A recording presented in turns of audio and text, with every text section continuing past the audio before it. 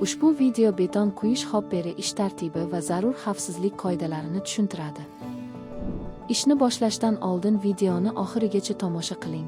Xavf omillarini oldindan aniqlang va baxtsiz hodisalarning oldini olish hamda xavfsiz ishlashga amal qiling. Umumiy talablar. Quyidagilar beton quyish hopperi ishlarida bajarilishi kerak bo'lgan umumiy talablardir. Ish vaqtida shaxsiy himoya vositalarini albatta taqing. Ishdan oldin va keyin ish joyini tartibli saqlang. Barcha ishlar faqat ish ruxsati tasdiqlangandan keyin bajariladi. Ish vaqtida harakatlanish yo'laklari va ish maydonini ta'minlang. Xavfsizlik inshootlari va moslamalarini ozboshimchalik bilan olib tashlash yoki demontaj qilish taqiqlanadi. Kran yoki boshqa ko'tarish uskunalari bilan og'ir yuklarni ko'tarishda yaqinlashish taqiqlanadi. Shaxsiy himoya vositalari holatini tekshiring.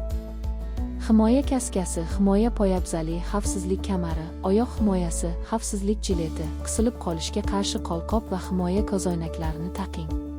Hopper shatkli ulanish holatini tekshiring. Shatkli, zanjir slingining tashqi holati va ilgak xavfsizlik moslamasining ishlash holatini tekshiring. Qochma xavfsizlik zinapoyasi yoki narvonning ag'darilishiga qarshi moslamasini tekshiring. Transport vositasi to'xtagandan so'ng dvigatel holati va gildirak to'xtatgichlari o'rnatilganligini tekshiring. Endi beton quyish hopperi ish tartibini tushuntiramiz. Beton quyish hopperi ish tartibi. Har bir ish boshlanishidan oldin tuxum o'tkaziladi. Ishchi shatkli ulashdan oldin ko'tarish moslamasining holatini tekshiradi. Tekshiruvdan so'ng ishchi hopperga narvon o'rnatib yuqoriga chiqadi. Ishchi ko'tarish moslamasini hopper ilgagiga mahkam o'rnatib tekshiradi. Tekshiruvdan so'ng 2 kishilik guruh orqaga yurib narvon orqali yerga tushadi. Agar ko'tarish moslamasi yetarlicha tekshirilmasdan shatkli ulansa, hopperni ko'tarish vaqtida qulab tushish hodisasi yuz berishi mumkin. Yo'naltiruvchi atrofni tekshirib, beton aralashtirgich mashinasini belgilangan joyga olib boradi. Yo'naltiruvchi mashina belgilangan joyga to'xtaganini tasdiqlaydi. To'xtash tasdiqlangach, gildirak tosiga o'rnatiladi. Ishchi beton chiqarish trubasini ochib, hopperga ulaydi. Ulash tugagach, 2 kishilik guruh narvonga chiqadi. Ishchi betonni hopper yuqori qismidan 30 sim past darajagacha to'ldiradi. Beton 30 simdan ortiq balandlikda to'ldirilmaydi. Tekshiruvdan so'ng 2 kishilik guruh narvon orqali yerga tushadi. Narvondan oldinga qarab tushish yiqilish xavfini keltirib chiqaradi. Yerga tushgan ishchi truba ulanishini ajratadi. Hopper ko'tarilganda tebranish kamaytirilib, atrofdagilar bilan masofa saqlanadi. Ishchi hopperni quyish joyiga ko'taradi. Agar ko'tarish vaqtida pastki qism nazorat qilinmasa va to'siqlar tekshirilmasa, ishchilar bilan to'qnashuv kabi hodisalar yuz berishi mumkin. Ishchi xavfsiz hududda hopper chiqish qismini moslaydi. Chiqish qismini sozlashda qo'l kuchidan foydalanish yoki xavfsiz hududda ishlanmasa, qisilib qolish hodisasi yuz berishi mumkin.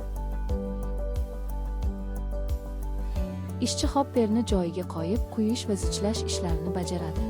Zichlash ishlari platformada yoki yerda bajariladi, qolip ustiga chiqilmaydi. Himoya ko'zoynagi taqilmasa, beton ko'zga sachrab jiddiy jarohat yetkazishi mumkin. Ish tugagach, ishchi orqaga yurib platformadan yerga tushadi. Ishchi to'siqlar va materiallarni tekshiradi. Beton mashinasidan xavfsiz masofani saqlab, hopperni belgilangan joyga ko'chiradi. Ishchi gildirak tosigini olib tashlaydi. Yo'naltiruvchi atrofni tekshirib, mashinani xavfsiz chiqarib yuboradi. Yuqoridagi ishlar shu tartibda takrorlanadi. Ushbu o'quv videosida beton quyish hopperini tozalash tartibi va muhim xavfsizlik qoidalari tushuntiriladi. Ishni boshlashdan oldin videoni oxirigacha ko'ring. Xavfli joylarni oldindan tekshirib, baxtsiz hodisalarning oldini olaylik va xavfsiz ishlaylik. Umumiy bajarilishi kerak bo'lgan qoidalar. Quyidagilar beton quyish hopperini tozalashda bajarilishi kerak bo'lgan umumiy qoidalardir. Ish vaqtida shaxsiy himoya vositalarini albatta taqing. Ishdan oldin va keyin ish joyini doimo tartibli saqlang. Barcha ishlar faqat ish ruxsatnomasi tasdiqlangandan keyin bajariladi. Lototo ishlarini bajarishda xavfsiz ish tartibiga rioya qiling. Ish vaqtida yurish yo'lagi va yetarli ish joyini ta'minlang. 2 metr va undan baland joyda ishlaganda xavfsizlik kamarining ilgagini mahkamlang. Ishlayotgan uskunaga yaqinlashmang, ruxsatsiz boshqarmang yoki ta'mirlamang.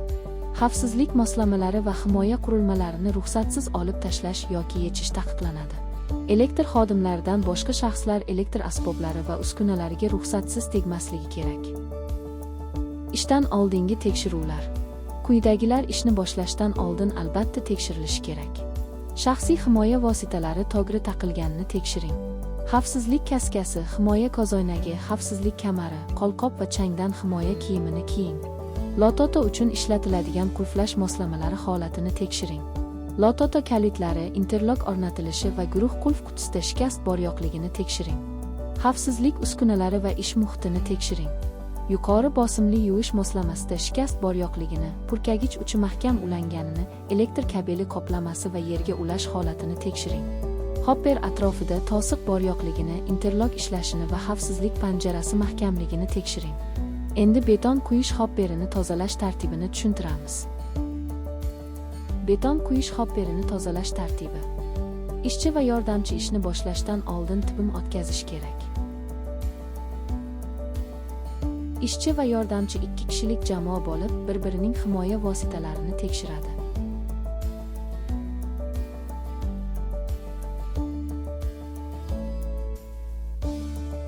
Ishchi va yordamchi himoya vositalarini tekshirish imzo qismiga birga imzo qo'yadi. Ishchi va yordamchi lototo ishlarini bajaradi. Taqsimlash shkafini ochib, elektr ta'minotini o'chiring. Keyin har kim o'z qulfi bilan birgalikda qulflaydi. Ishchi xavfsizlik ilgagini xavfsizlik arqoniga mahkamlaydi. Panjarani ushlab zinadan ko'tariladi. Zinadan ko'tarilgach, ishchi xavfsizlik eshigini yopadi. Keyin xavfsizlik ilgagini panjara yuqorisidagi xavfsizlik arqoniga mahkamlab harakatlanadi. Baland joyda xavfsizlik ilgagini mahkamlamasdan ishlash qulash hodisasiga olib kelishi mumkin. Pastda kutib turgan yordamchi yuqori bosimli yuvish moslamasini arqonga bog'lab ishchiga uzatadi.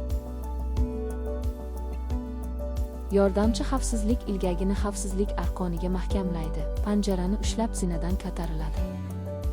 Zinadan ko'tarilgach, yordamchi xavfsizlik eshigini yopadi. Keyin xavfsizlik ilgagini panjara yuqorisidagi xavfsizlik arqoniga mahkamlab harakatlanadi. Tayyorgarlik tugagach, ishchi yuqori bosimli yuvish moslamasini 2 qo'l bilan ushlab tozalash ishini bajaradi. Bu vaqtda xavfsizlik ilgagini mahkamlamasdan ishlash qulash hodisasiga olib kelishi mumkin. Tozalash tugagach, yordamchi xavfsizlik ilgagini mahkamlangan holda zinaga yuzlanib orqaga yurib pastga tushadi. Yordamchi yerga tushgandan keyin xavfsizlik ilgagini yechadi. Zinadan oldinga qarab tushilsa, xato harakat tufayli yiqilish yoki qulash hodisasi yuz berishi mumkin. Ishchi yuqori bosimli yuvish moslamasiga arqon bog'lab, pastdagi yordamchiga tushirib beradi. Yordamchi yuqori bosimli yuvish moslamasi va shlangni yig'ishtirib, saqlash qutisiga qo'yadi. Atrofni ham tartibga keltiradi. Polda tartibsiz yotgan shlang oyoqqa ilinib, yiqilish hodisasiga sabab bo'lishi mumkin.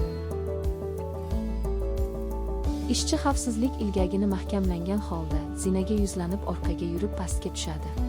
Ishchi yerga tushgandan keyin xavfsizlik ilgagini yechadi. Ish tugagandan keyin atrofni tekshiring. So'ng lototoni bekor qilib, elektr ta'minotini qayta ulang.